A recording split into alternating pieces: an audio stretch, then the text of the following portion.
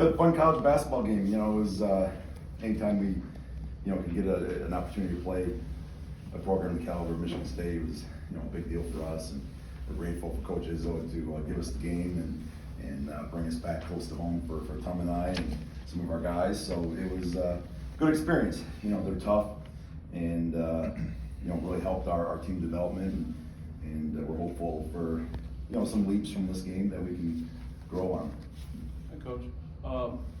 You bring your team into the Breslin Center, Michigan State coach team, this environment. How do you prepare your team coming in? Then you have a unique relationship with Tom Nair returning home, and what kind of role does he play in this homecoming as well? Yeah, no, I mean, number one, this is year two with us running this program at Bowling Green, and we're getting to that stage where we're on an expectation to win.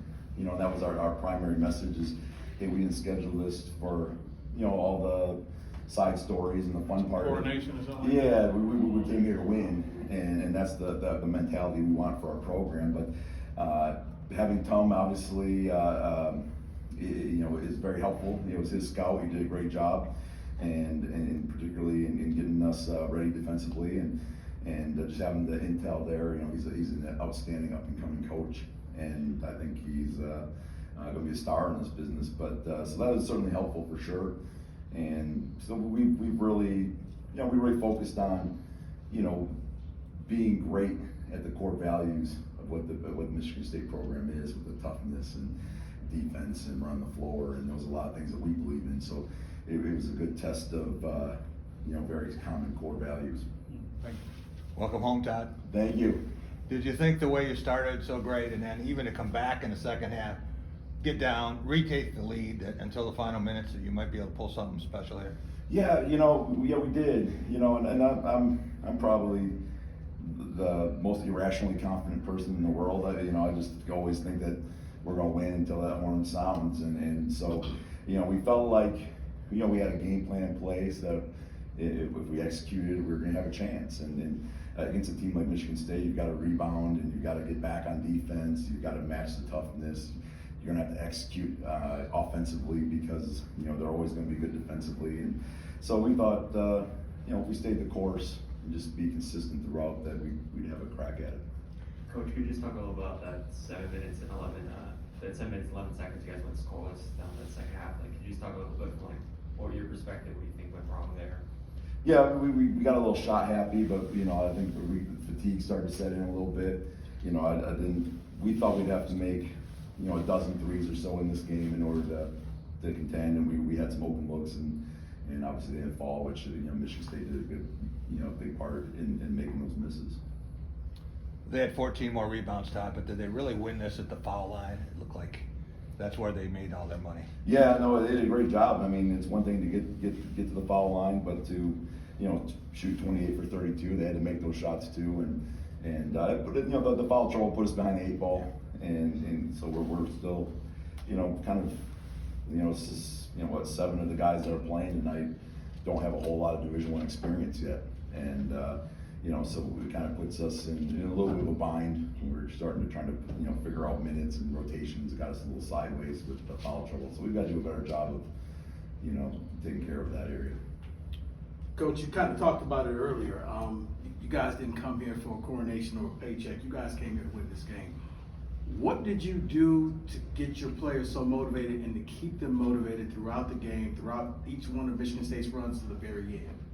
Yeah, I mean, look, I've watched 1,000 Michigan State basketball games, and I know the deal. And then when the tide turns, it can be an avalanche, and so you've got to weather those storms as best you can, and be able to have certain things to to stop those runs. And so we wanted to make sure that we weren't gonna let them do that. We weren't gonna let them run on free throws. We weren't gonna let them. We had to junk it up and some stuff just to take certain things away and make sure that just try to minimize those runs, particularly here in Breslin when they get stops and scores. Although he shot just 1 for 11 from 3, Marcus Johnson leads the team in points, leads the team in rebounds, ties for the lead in assists. Can you just talk about his performance and how he's played through these first 4 games of the season?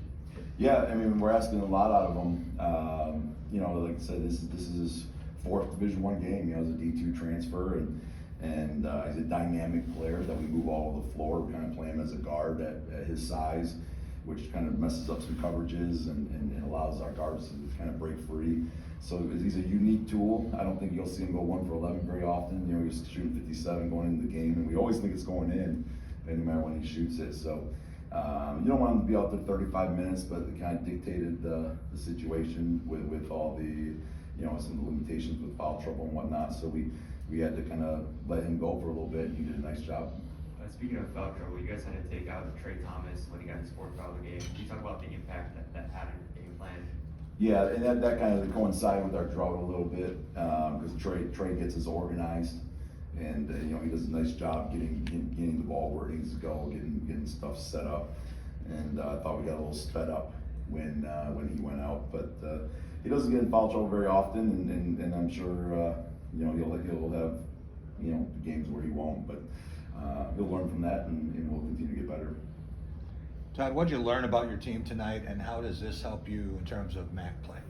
Yeah, I mean, we know we can fight, and I think this is gonna be a good Michigan State team. I mean, they obviously just battled Kansas. I mean, this is a gritty team. They embody what the Spartans have been about. You know, I liked what I saw on film, and that test of toughness and rebounding and all those things is going to be good for us. Obviously, that wasn't a strength of ours today, and they had some size and quickness advantages on the glass. And so we know we have a very simple list, but very difficult to fix list of things to fix. But that we've got our eyes on, you know, doing some things in the league, and games like this help us with that.